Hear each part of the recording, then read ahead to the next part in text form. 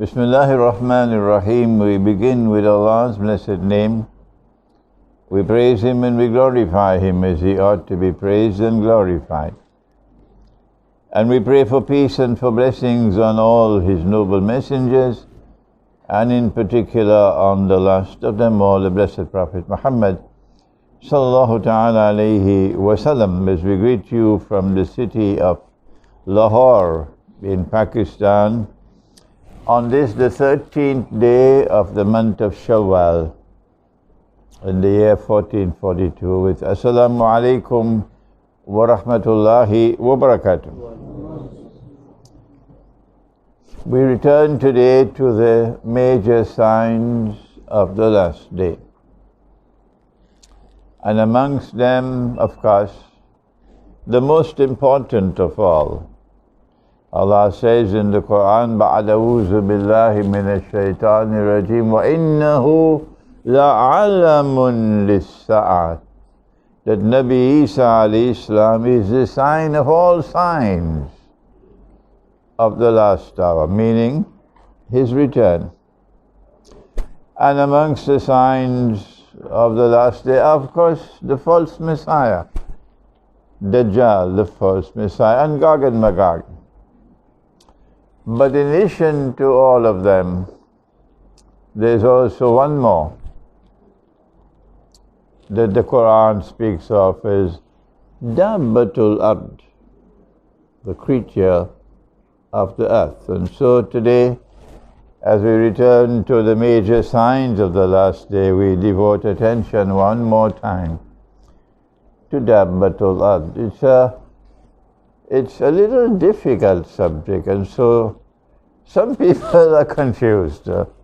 And they have been asking me, would you kindly speak and explain the subject one more time? I always try to speak slowly, and I try to speak clearly, with clarity, and I try to speak using simple language and following a logical train of thought.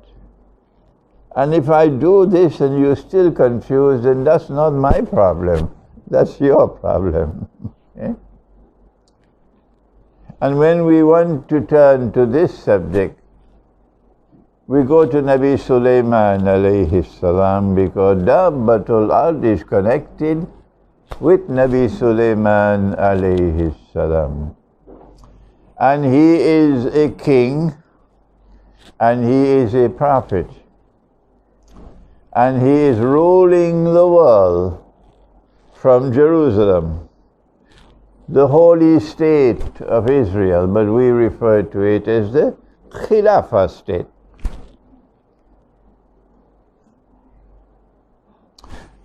A ruling state in the sense that no rival or combination of rivals can threaten it.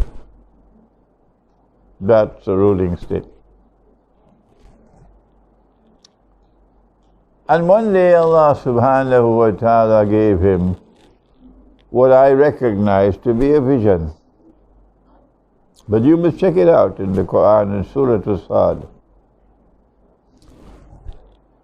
And he sees someone sitting on his throne.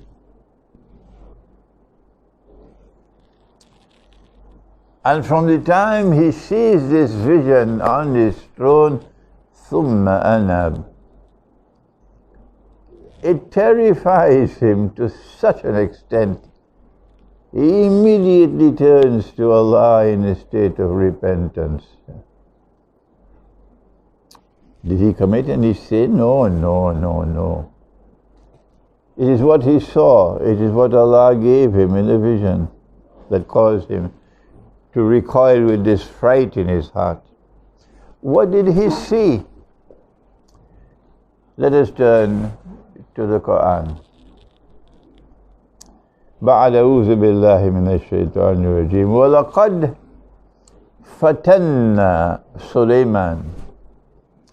We gave him a vision which was fitna. It caused him distress. وَأَلْقَيْنَا عَلَى كُرْسِيهِ جَسَدٍ.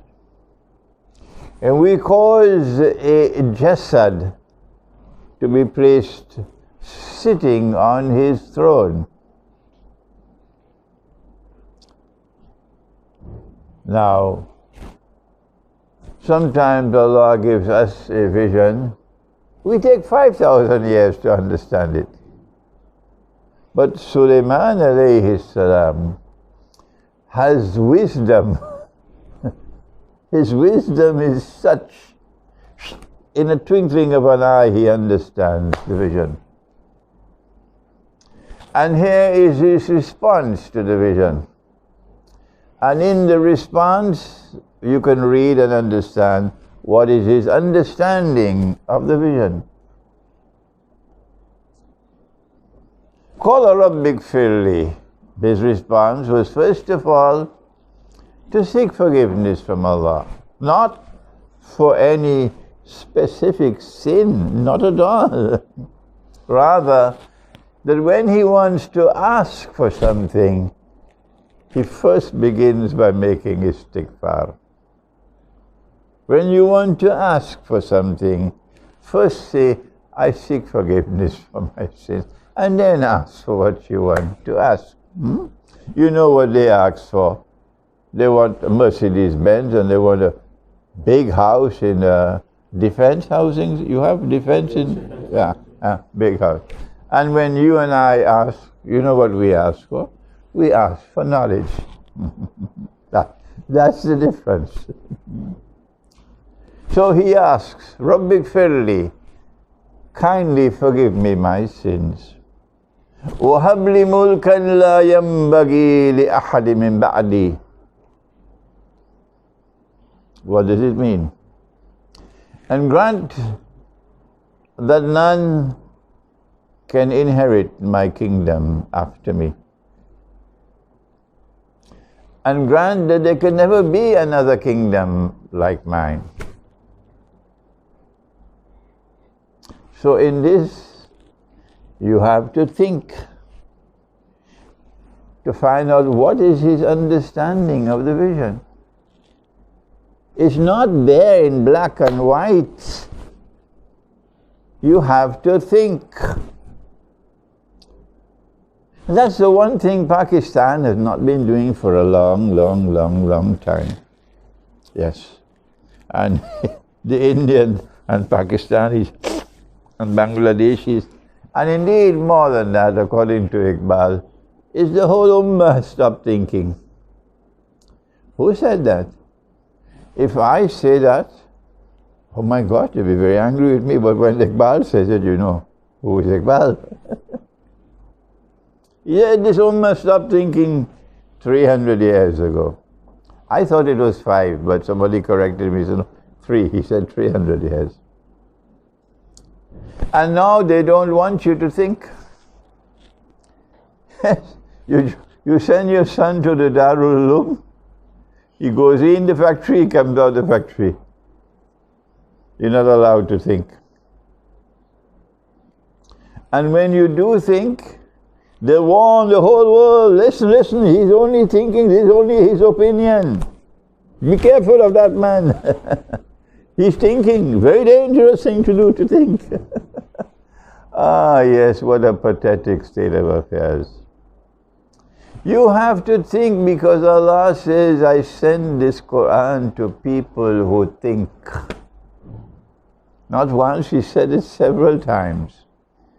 I have sent this Quran لِقَوْمِ يَتَفَكَّرُونَ. People who think. And when you think, you must not think the way they drive on the roads of Lahore. When you think, you must think in a disciplined way. You must think using a methodology of thinking. You must follow the art of critical thinking. And that's in short supply today. They don't teach it in the universities. So now then, what did he see? That he should make this dua. This is the only Khilafah state on earth. And Allah said to the angels, I'm sending them on earth for this reason, so that the Khilafah state can be established. Inni ja'ilun fil ardi khalifa. This is the first page of the book of history. And now it is realized. And there is a holy state in Jerusalem. And it is the ruling state in the world. And Banu Israel are ruling the world. Why should he make a dua? I don't want anyone to inherit this state after me. Meaning, when I die, khatam, everything must go. And there must never be another state after me comparable to mine. What it is he saw, you have to think. And when you think, the answer is plain and clear. If they don't want to think, leave them alone. I wish I could shout it a little louder. If they don't want to think, leave them alone and move on with your life.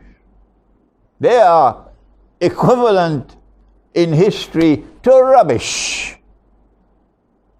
What he saw sitting on the throne, Allah showed it to him, was someone who was really, really, really, really wicked. Someone who was evil. And that evil man sitting on my throne, he wants to inherit my kingdom. Is that so difficult to recognize? When you do a little bit, bas 5 rupiah of thinking. Huh?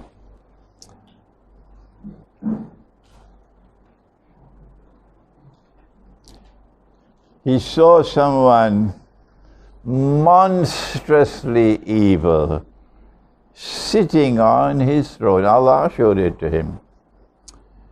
And he wants to inherit my kingdom. One of the reasons why he could read the vision so quickly was because he had wisdom. But there's a second reason.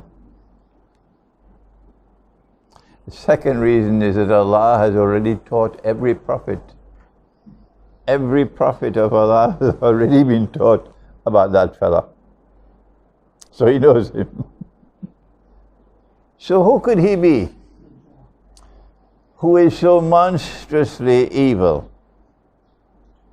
and who wants to inherit the Khilafah state, Holy Israel?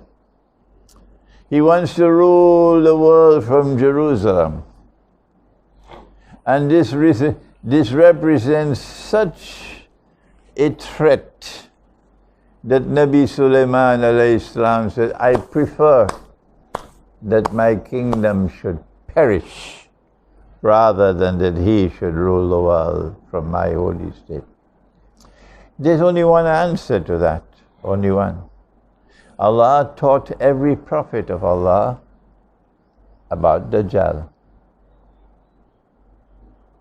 So he knows the subject. And so we came to the conclusion that the Jasad sitting on the throne is Dajjal.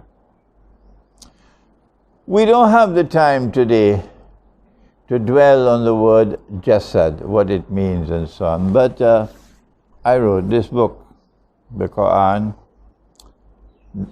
Dajjal and the Jasad. It is, I'm sure, the first book of its kind ever written. Ever written. This is Allah's kindness to me, that several of my books break new ground, written for the first time. And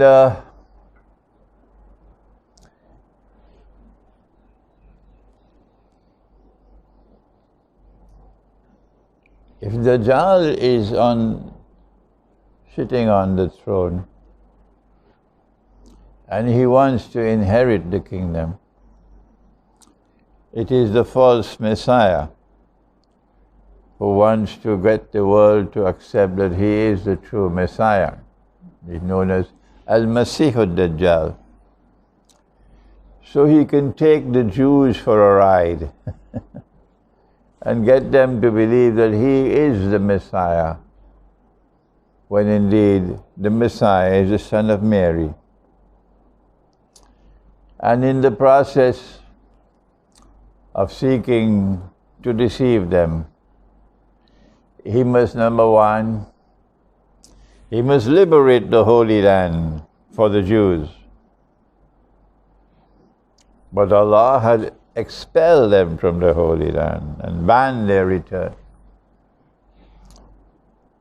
And Allah has said the only time they would ever come back to Jerusalem is when Gog and Magog bring them back. So there's a link between Dajjal and Gog and Magog. Even a teenager will be able to understand me. So why can't the scholars understand? Not only must he liberate the Holy Land, he must bring the Jews back to the Holy Land to reclaim it as their own 2,000 years after Allah had expelled them. The most momentous event in history, in the religious history of mankind, will unfold on that day when the Jews are brought back to reclaim Jerusalem as their own.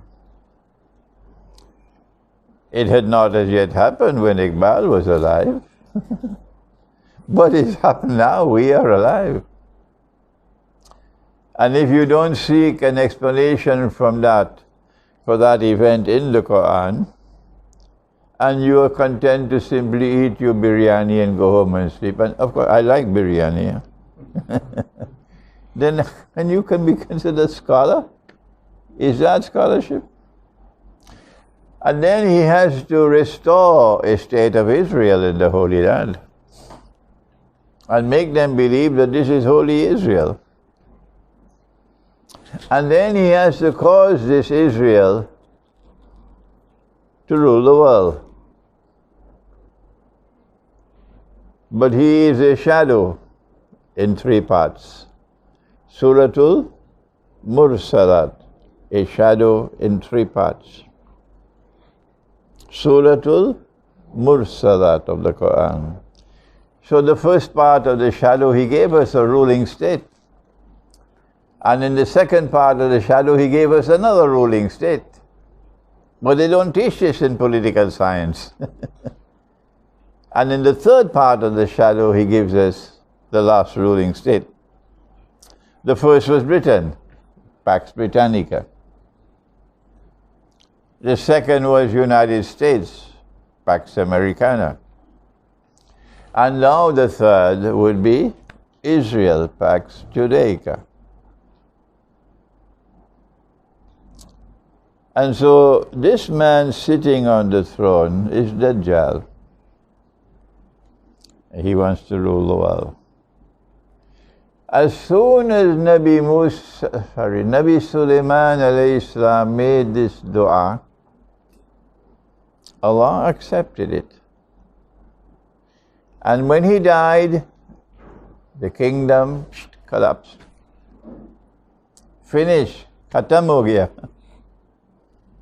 And the Jews did not know why they have lost it. It was traumatic for them. They're grieving, their hearts are broken.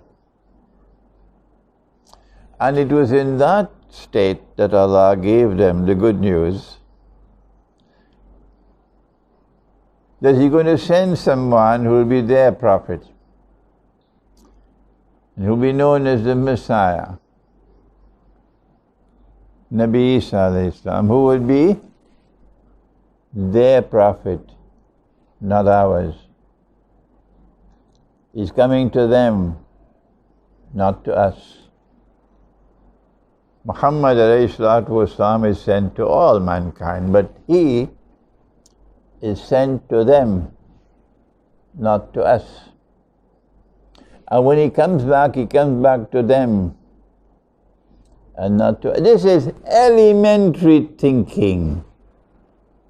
That when Allah has said something in the Quran, you'd make a fool of yourself if you say something else. So he died, kingdom collapsed. But then the Quran spoke about his death.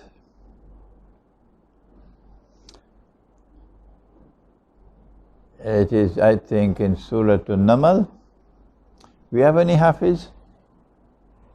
And strange language now in the Quran as we come to Dabbatul Ard, or the creature of the earth.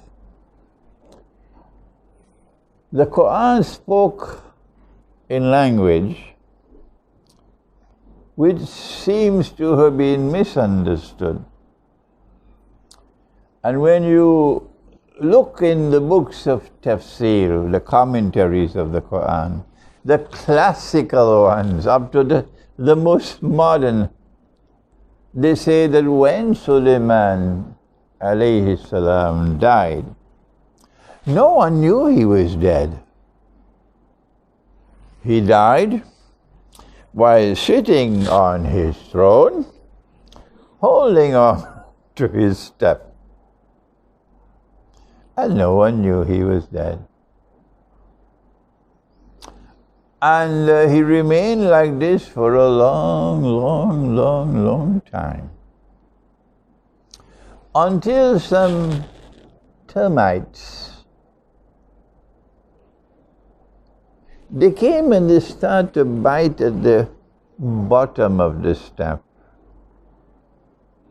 I don't know how many years it took. I can't help laughing now. I don't know how many years it took. And then the staff lost its balance. And then the body collapsed. And in the Caribbean, when we tell stories to our children, we end the story by saying, and crick, crack, the wire bends. And that's the way the story ends. Crick, crack, the wire bends. And that's the way the story ends. That's how you tell stories to children. And that's what I have to say for this. Yes. So all of this time while he was dead, no one knew he was dead. Nobody brought food for him. He stopped eating food. So by Q, why is he not eating? Nobody brought water for him to drink. Q, why is he not drinking? He never goes to the toilet. Q, kya ho gaya? He's not talking to anyone. Kya ho gaya? He doesn't go on sleep. Kya hua bhai? It seems as though the commentators of the Quran want us to believe that everybody went to sleep and no one could observe. He mar gaya. This is the pathetic stuff that you find in the commentaries of the Quran. Check it out yourself. Me, I laugh when I read it, but you might choose to respond differently. Well then, if this is not what actually happened, this that is fit for a storybook, what it is that happened? The Quran tells us that Allah had ordered the shayateen of the jinn to work for Sulaiman alayhi salam in his wisdom. And I don't have to seek to penetrate that to explain to you why. Some of them are in chains, mukarranina fil asfad. And Suleiman orders and they must obey. And we are told of all the things they were doing for him. Like building utensils, manufacturing utensils for the temple. And when Suleiman died, alayhi salam, all of us knew he was dead. And we made the Salatul Janazah, of course, in accordance with our Sharia, and we buried him. So who was it who did not know he was dead? The jinn. The shayateen of the jinn who are in chains, who are not in our world of space and time, but who still are convinced he's alive. Why are the shayateen of the jinn convinced that he is alive? Can't they see? Don't they have eyes to see? The answer is simple. The Jasad was shown sitting on the throne because this is now the time when the Jasad will sit on the throne. And he'll be holding on to the staff.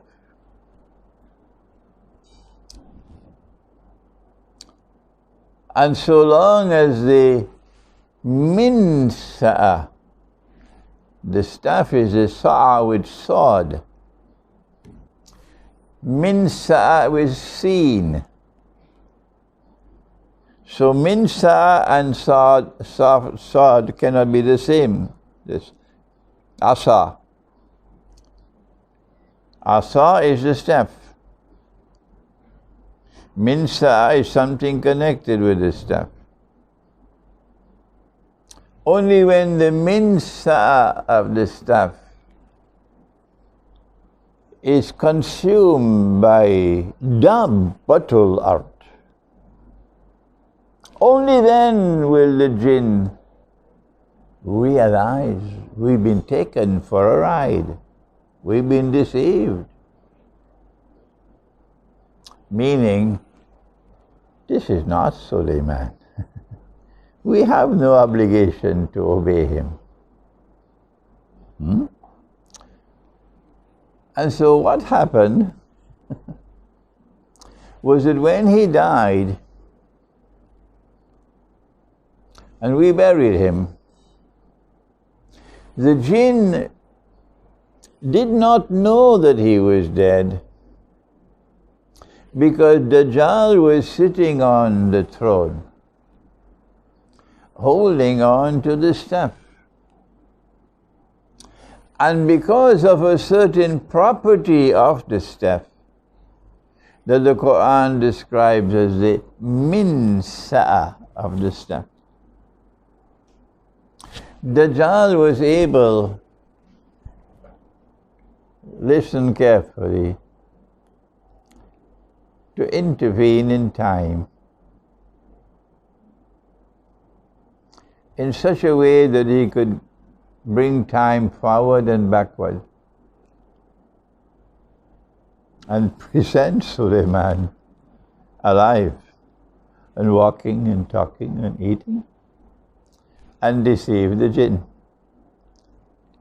At that time it must have been something fantastic to think about, but today it's commonplace. You could see it on television. You can go on television and see Muhammad Ali Jinnah talking and walking. Huh? I don't know whether we have videos of Iqbal, really? No.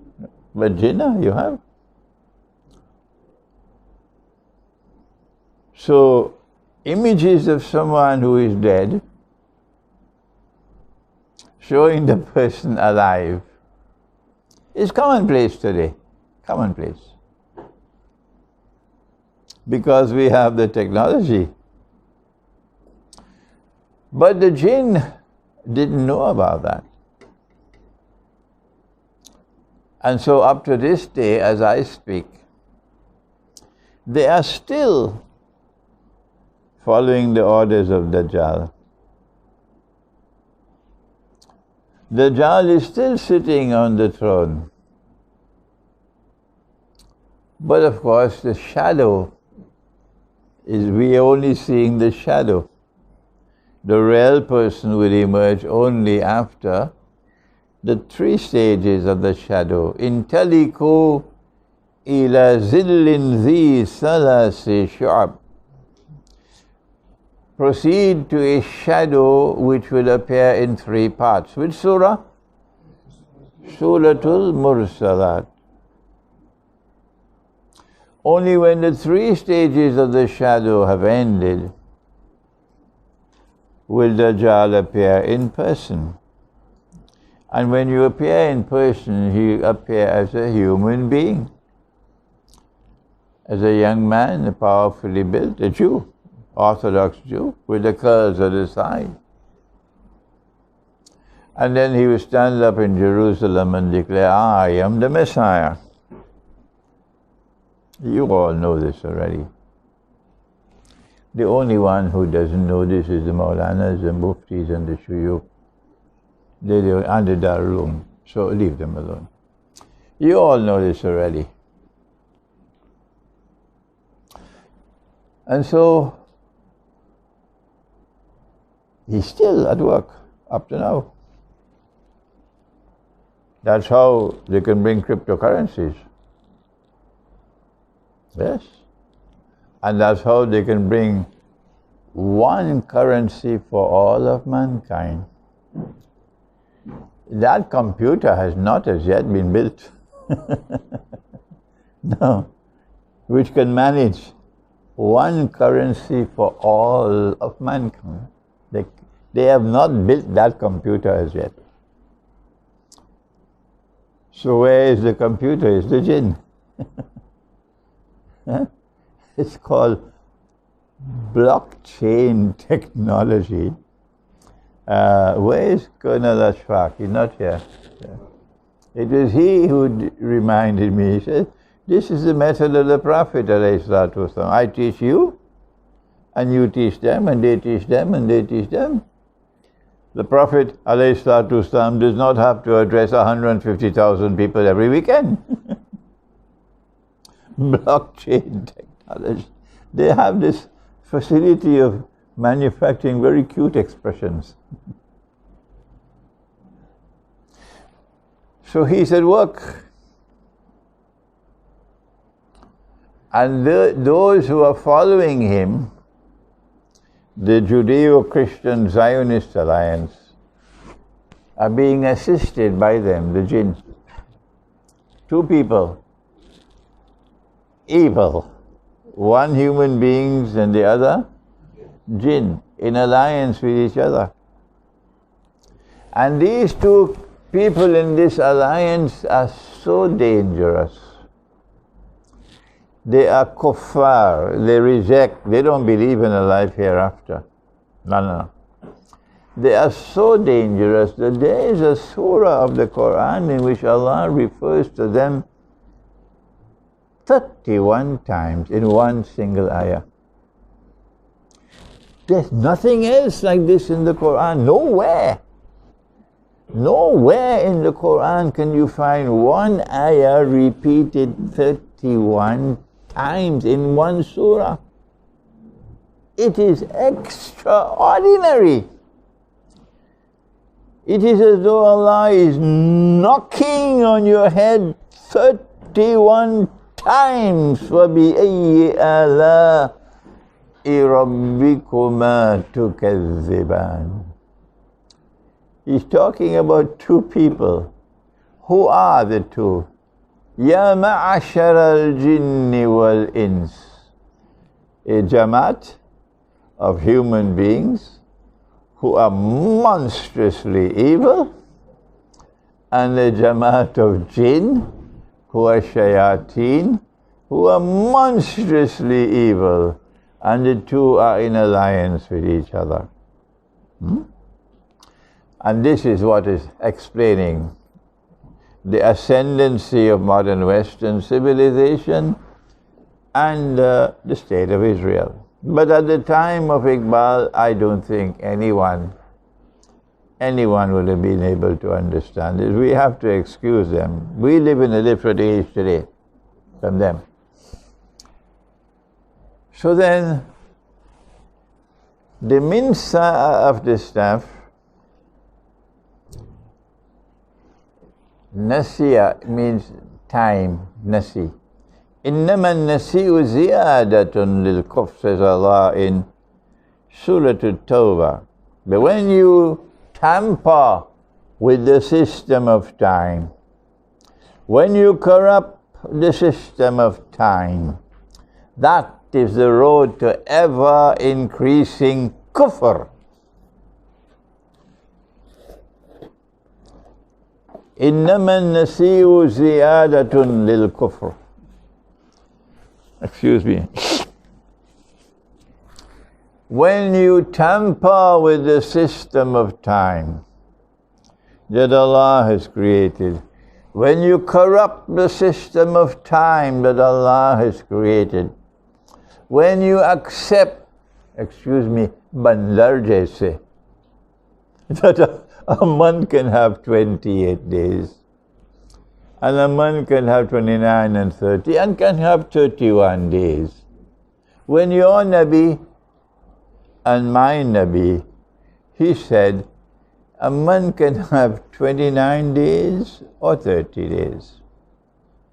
So when we all accept, bandar jaise, this corruption of the system of time, this betrayal of the system of time that has come from Allah, Allah says, you are on the road to ever increasing kufr.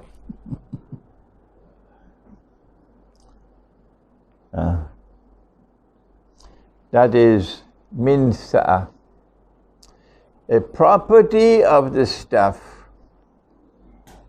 with which you can intervene in time,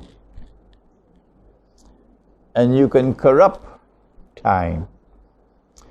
If this is too difficult for them to understand, I can't do anything further for them. I can't help them. I am explaining the subject simply and with clarity.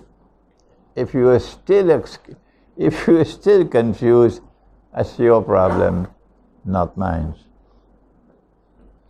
So then, what is Dabbatul Ard, which comes and will come, because has not as yet happened, and will destroy, this is consuming, destroy, this property of the stuff connected with time. I believe you will easily dismiss all that you find in the tafasir, that they are termites. Yes. Yep. 5 rupiya ka akal. That's all. And remember, when I came to Pakistan as a student in 1964, if you had 5 rupiya in your pocket, you okay? Oh yes. 5 rupees. Because we travel by bus. We can't afford rickshaw. And the bus to Sadar was only Chawandi. You don't know what's Chawandi. So 5 rupiya in your pocket, you're okay. Don't look down at 5 rupiya. So what is it? It can't be termites. It has to be something which will destroy the miraculous quality of the stuff, the heart of the stuff, the spiritual heart of the stuff, which gave you the capacity, if you're holding on to the stuff, to intervene in time. It is as though it is something which destroys ruhaniyat. Now I come to my thinking. When I give you my views, Khabardar, you don't accept my views unless you are convinced that I am correct. Yeah. Unless you are convinced that I am correct. Otherwise, you know what? I will leave behind me gramophone records. And if I make a mistake, you'll continue to make that mistake. I can make mistakes. Iqbal says only stones don't make mistakes. So that's why we need to leave behind me people who think critically and never accept anything uncritically. My teacher taught me that way. The Darul Uloom doesn't teach the students that way, to think. That's why we're in the pathetic situation in which we are today, because we no longer think. And when we do think, we don't go to the Quran. We go to Hadith, and we go to Mufti Sahib, and the last place in the world we go to is the Quran, to think. So I came to the conclusion, and I can be wrong, that what we're experiencing now is preparatory to the destruction of the Minsa of the staff. And in the process of launching this attack on the Minsa of the staff, the attack is being launched on the spiritual heart of mankind. And the most vulnerable of all in mankind are the children. The spiritual heart of the staff is connected with the capacity to think, the capacity for internal sight. And memory is critically important for thinking. If your memory becomes weak, you cannot be a great thinker. And one of the reasons why we recite the Quran every day, rows, is because the Quran has shifa in it. And one of the first things that shifa does is to keep our memory strong. If the memory is powerful, you can be, I wish I knew the Urdu for it, versatile. Versatile means the same man who is a medical doctor can become a nuclear scientist and become the greatest poet ever. And that same man, if you give him a piece of wood, will build a furniture for you beautifully. He's excellent here and there and there and there and there. Anywhere he turns, he's excellent. This is versatility. What is the Urdu for that? Harpan wala. Harpan wala. Knows all. Whatever it is. Jack of all trades. Jack of all trades. And I see the effect on the bees, that they could no longer navigate. And so honey production is declining around the world. And I read the description of the malhama, that birds flying in the sky would fall down because the atmosphere is so corrupted, they can no longer navigate. If there is something which can be so destructive of the atmosphere that bees can no longer navigate to go to the flower for honey and produce honey, and birds can no longer fly, what can it do? What can it do to the child? And when I look at the children today, I see it, that memory is declining in the children. I teach them because parents did not teach them. I say, okay, first surah, Suratul Fatiha, second one, Suratul Baqarah, third Suratul Ali Imran, fourth Suratul Nisa, 5th Surah Al-Ma'idah. Now go, give you 5 minutes, go walk, memorize. Come back. Now you tell me, first 5, you tell me. The children who have the smartphones and who live in the city have the least memory. And the children from the countryside, Gaon, who are not exposed to the smartphone, the internet, the electromagnetic waves around us today, and who don't live in the city, they have the best memory. So our Prophet said, largely perhaps because of Dabbatul Ard. He said, the time will come when a believer, in order to protect his deen, would have to flee to the mountainsides. Why? Because the mountain blocks. You can't use your cell phone. He'll have to flee to the mountainsides and the places where rain falls. Take with him some sheep and goats. So I have come to the conclusion, and I can be wrong. A Dabbatul Ard is not some creature like this pathetic termite that my critics accept. But rather, the Dabbatul Ard is something which attacks and destroys the spiritual heart of the staff, and therefore can damage the spiritual heart of the human being. And I identify it with the electromagnetic waves now coming with 3G and 4G and 5G and 6G and so on. Finally, one last thing.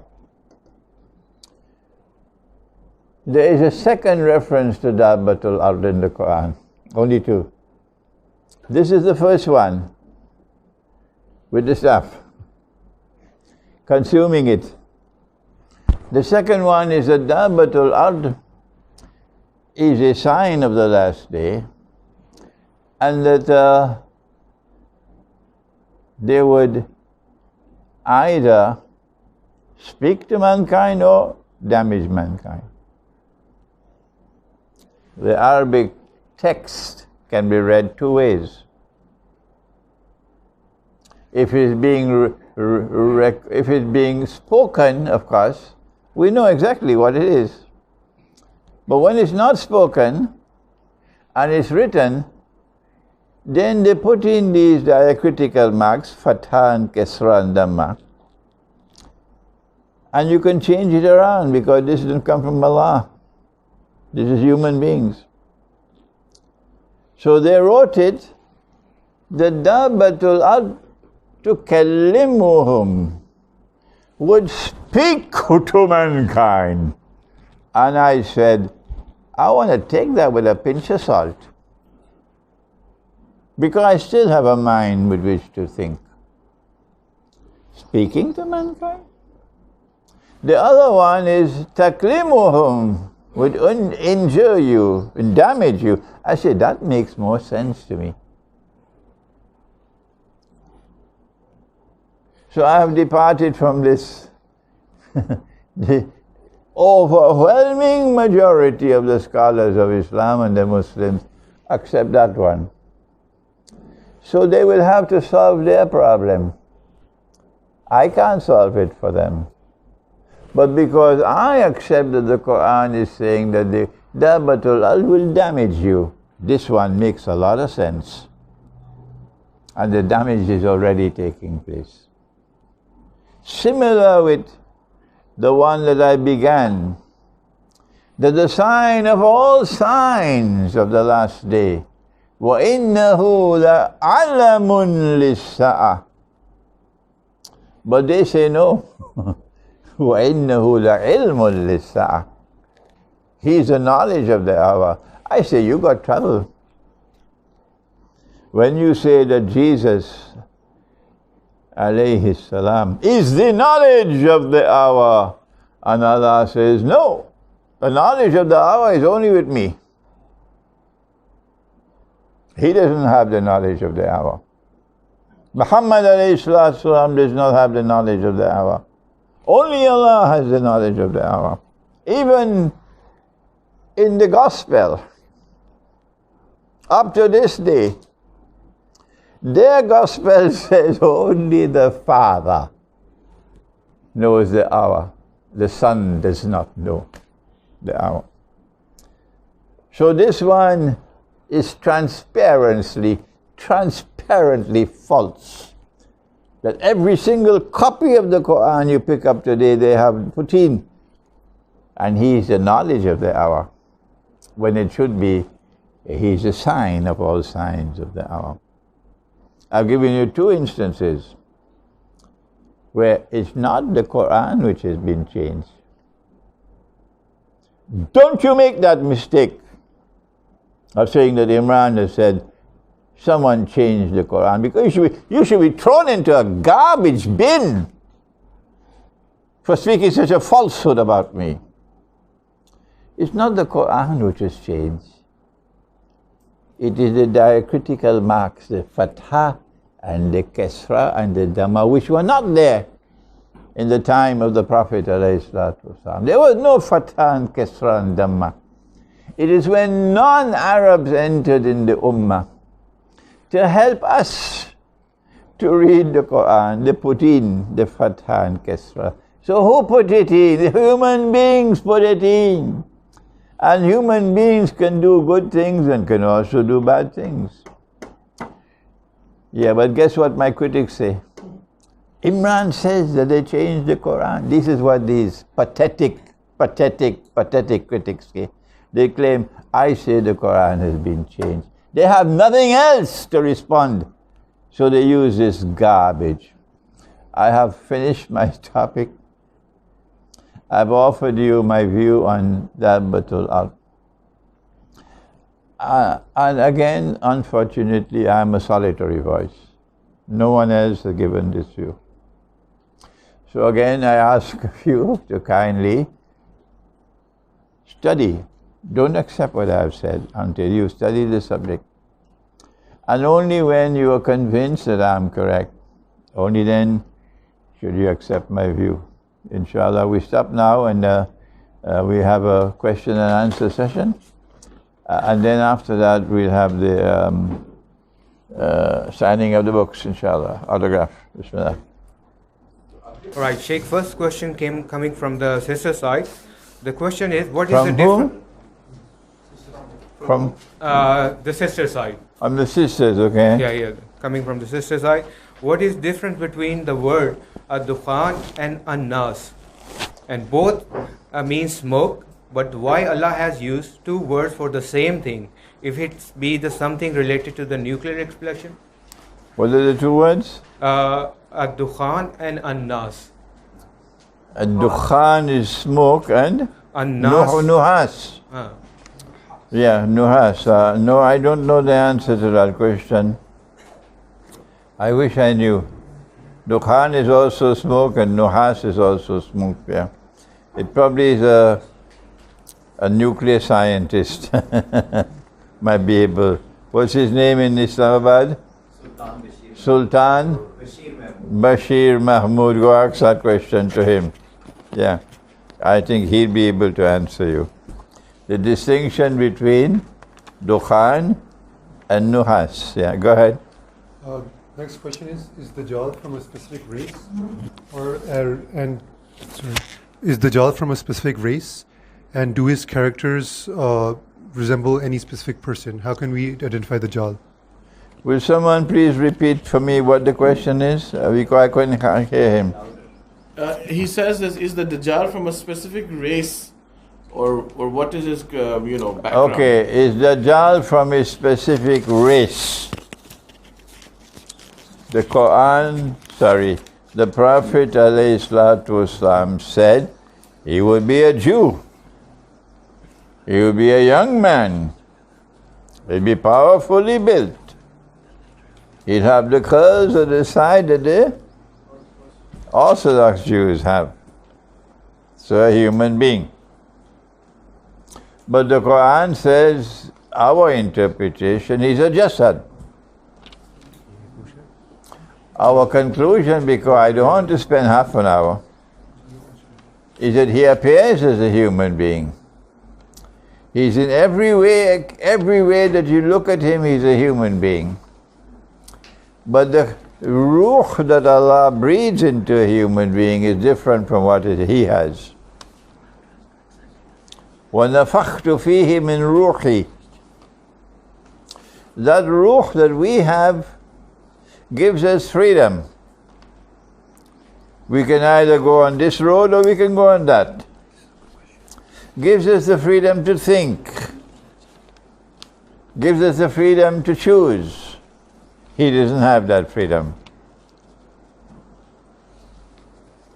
So he's everywhere, in every sense, a human being, except internally. Next question. Yeah, the next question is, if the Dajjal appears, we leave our parents and children to fight alongside the Mahdi?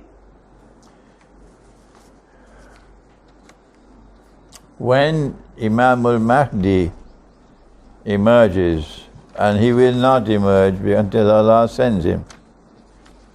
It's not Iran who will decide when he comes. It is Allah who will decide. And Allah will not send him, in my opinion, until Dajjal has completed his mission. At that time, when he emerges, it is the last stage of the last countdown. And he prepares the way for Nabi Isa alayhi salam, who is to come. So it's a countdown between the Imam on one side and Dajjal on the other side. And in that military struggle, every believer who has the capacity to reach him and who has the age and the strength for fighting must now take up arms, can go and join the fight, the battle. Every believer who has the capacity to reach him.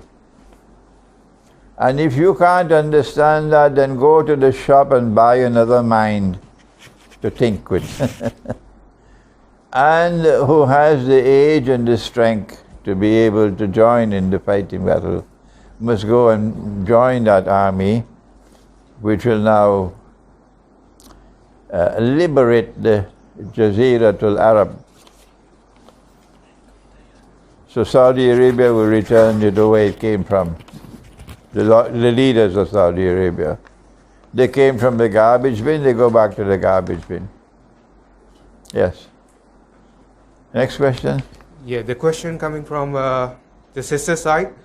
What is the relationship between Iblis and Dajjal? Does the Dajjal work for the Iblis, or Iblis is working for the Dajjal? It's there in They Surah. have a separate agenda or the same? It is there in Surah Sad, the answer. Iblis has a whole army of jinn working with him, and they call the shayateen. So I don't have the capacity to distinguish Iblis from his army. If you know the knowledge, then please let me know. And these shayateen are now obliged to work for Dajjal. And they continue working so long as the minsa of the staff is not destroyed. Next question. If Jerusalem is to be the center of the Khalifa state, then what role does Damascus have in the end of times, since Damascus and Syria are mentioned in various hadiths? I'm not hearing the question. Can you help me, please? It's okay. Don't repeat it. Please. What did you say? No, you didn't hear it. No, I didn't. You didn't hear it. Did you hear it? Yes, Yeah, go ahead. Tell me. You better come forward. Yes. What would be the role of Damascus and Iraq, you said? Jerusalem. If Jerusalem is to be the center stage of the Khilafah, what is the role of Damascus in all this, with their being mentioned in many hadiths?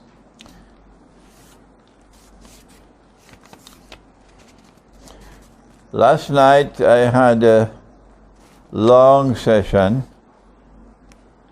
in consequence of which this morning I could only make Salatul first. I'll go back to sleep. I couldn't recite the Quran this morning until about 8 o'clock, 8:30. That's when you destroy my night.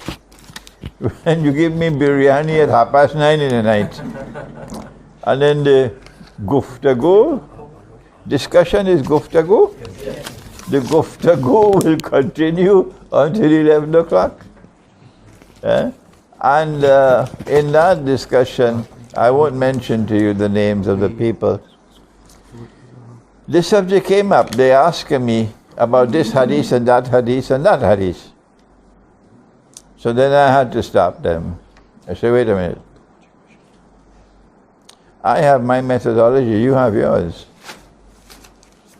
My methodology is that I will not go directly to a hadith for knowledge. I can go to a hadith for information, but not knowledge. There's a difference between information and knowledge. Information becomes knowledge when I've tested the hadith. Then it becomes knowledge. But they don't test the hadith. They simply accept it uncritically and then bombard me with questions. It's like, a difference between... let me not say that. I don't want to reveal the identities. Where's Colonel Ashfaq? Yeah. You have to, first of all, when you want knowledge from a hadith is different from when you want information from a hadith. Colonel Ashfaq is the head of my team here in Lahore. That's why I want him to be present. A difference between mere information and knowledge. When you turn to a hadith for knowledge, you have to test the hadith. If it's mere information you want, I get information from even CNN. You have to use the Quran to test the hadith. And that is what I cannot get them to either accept or to do. They refuse to take the Quran and give to the Quran the status that it is absolute truth, al-haqqul yaqeen. This is not taught in your universities. That the Quran is al-haqqul yaqeen, absolute truth. Not the Department of Philosophy. That Allah has protected the Quran. Nothing else in the world is protected other than the Quran. And that it is with the Quran you must fight the greatest of all jihad. Jihadan kabira, with the Quran. So you have to use the Quran to judge the hadith. This is what I cannot get them to accept. I can't mention names because I must show respect for these scholars of Islam. I went yesterday to pay my respects to Dr. Iqbal. I went yesterday to pay my respects to Maulana Abul Ala Maududi, and I found his grave in a state of disrepair. I went yesterday to pay my respects to Maulana Amin Ahsan Islahi. Yeah. So these are men we must respect. Even when we make a difference, it must be done in a very respectful way. I cannot, not Amin Ahsan Islahi, he understood, oh yes, that the Quran sits in judgment over the hadith. That's why I honor this man so much. Amin Ahsan Islahi, rahimahullah. Lahore ka rehne wale. And when you have studied the Quran as the Quran ought to be studied, the methodology for study of the Quran, you use the wrong methodology, guess what's going to happen? You will declare, as I was ready to declare when I was 17, Iblis is an angel. Yeah. And when you use the correct methodology, then you realize, Tawbah, I made a big mistake. That is why you must use right, correct methodology for study of the Quran. When you've done that work, and this is the greatest gift I ever got in my life, in my scholarly life, the correct methodology for the study of the Quran that I got from my teacher, Maulana Fadlur Rahman Ansari, rahimahullah. He said, I'm not Brelvi, so the Brelvis threw him out of the window. He said, I'm not Deobandi, so the Deobandis threw him out of the window. He said, I'm not Ahli Hadith, so the Ahli threw him out of the window. Everybody threw him out of the window. So he was left all alone. But he was a scholar, and I am his student today. And I'm struggling to vindicate his scholarship, because the last shower of rain will come from there. And he was a student of Iqbal. When you have used the correct methodology for the study of the Quran, then you examine the hadith for knowledge, not information. Information is easy, knowledge is difficult. Okay? When a hadith is in harmony with the Quran, we accept it. So this is your homework. This is your homework, all those who listen to this video, wherever you are in the world. When the hadith is in harmony with the Quran, you accept it. This is your homework. Tell me whether the hadith of Ghazwatul Hind is in harmony with the Quran. This is your homework. But you can't do this homework in one day or 1 week. You have to take a lifetime of scholarly effort. Schoolboys can't offer opinions of whether a hadith is in harmony with the Quran. Schoolboys can't do that. Only a scholar could do that. But you can become a scholar and you're just 21 years of age. And he is 79 and 80 and 81 and still a schoolboy. Alright? You have to be a scholar. And you have to have commanding scholarship. Rasikhuna fil ilm. Allah has to bless you with one of the ingredients of scholarship, which is insight, before you can offer an opinion. So don't rush to answer the question. Don't rush, take your time. Is the hadith of Ghazwatul Hind in harmony with the Quran? They have not even studied the subject, and they already accept it. That's their scholarship. Ours is different. Or is the hadith of Ghazwatul Hind in conflict with the Quran? That's your homework to do. Wherever this video goes, this is your homework. But what happens when a hadith is neither in harmony nor in conflict? As many hadiths are like that. And what do we do? Here is my answer. I gave it last night.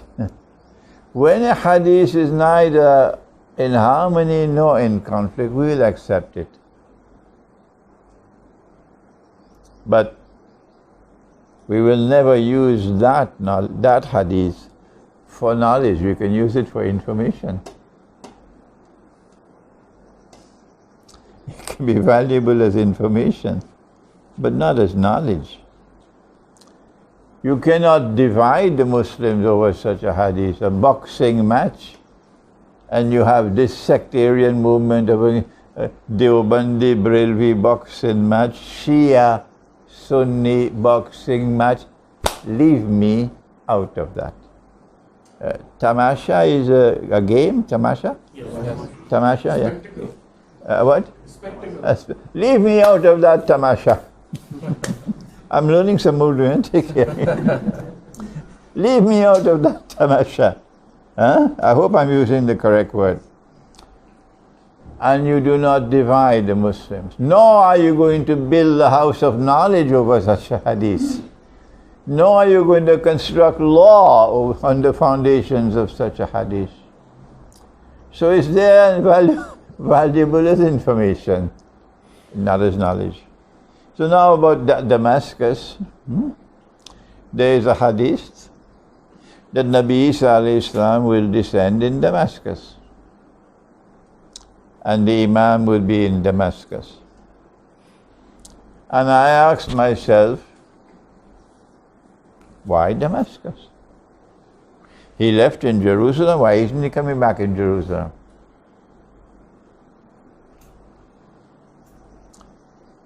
And then I remember that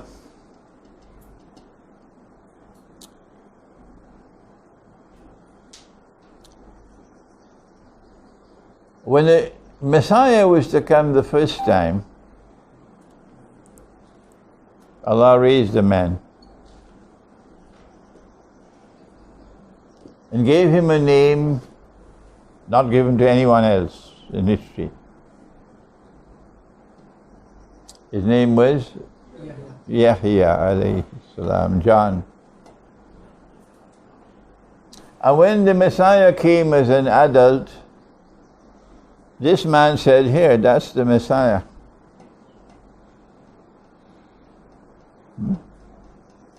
And history repeats itself when the Messiah is to come back the second time.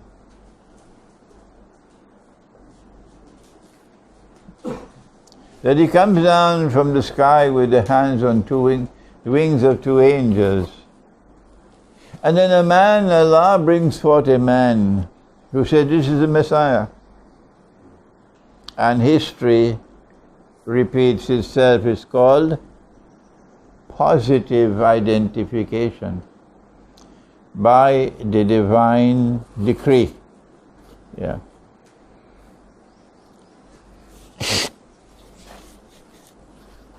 That man was John the Baptist.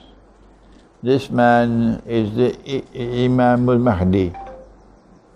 So why Damascus?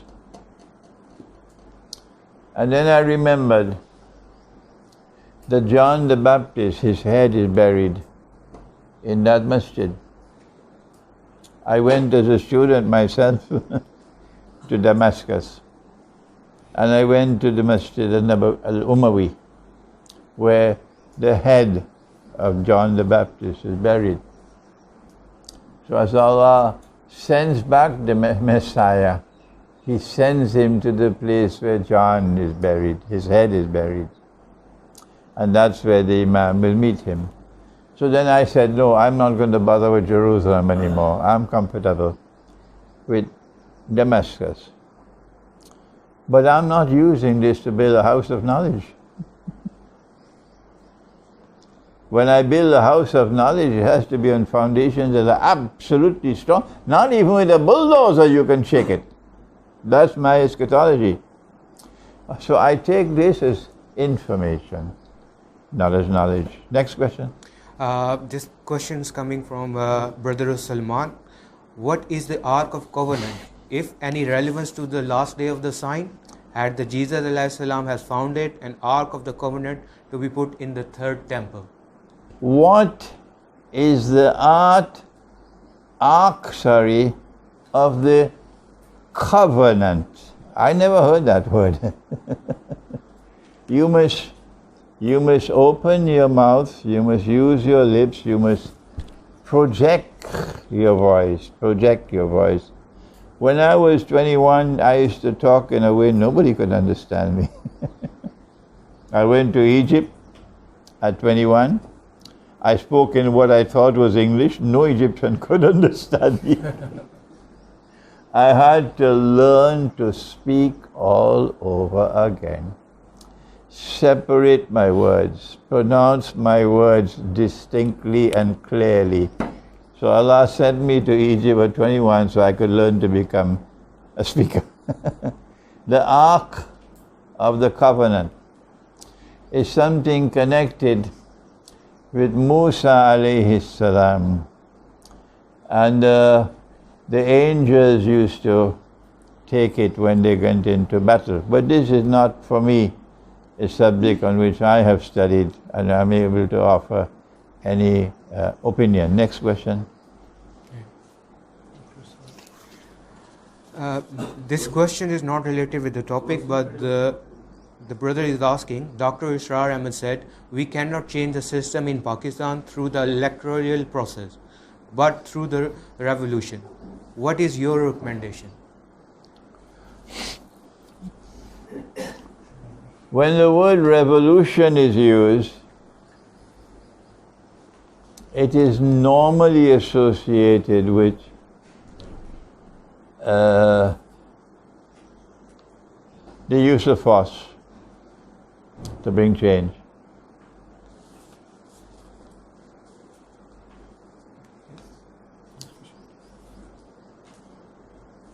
The use of force can either be offensive or defensive, and it's called jihad. Defensive jihad is always valid. If we are attacked and we have the power to defend ourselves, we must be ready to defend ourselves, even if we have to die.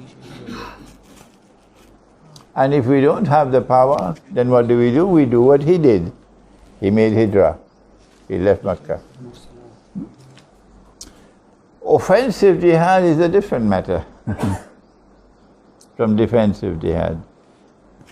Offensive jihad is when a condition of war exists and you are obliged to wage war. For example, a people who are oppressed, as in Kashmir, and they're crying out to you for help, the people of Palestine, of the Holy Land, and they're crying out to you for help.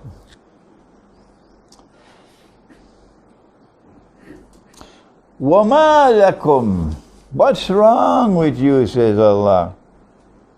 وَمَا لَكُمْ لَا تُقَاتِلُونَ فِي سَبِيلِ اللَّهِ وَالْمُسْتَضْعَفِينَ مِنَ الرِّجَالِ وَالْوِلْدَانِ من النساء والولدان الذين يقولون ربنا أخرجنا من هذه القرية الظالم أهلها.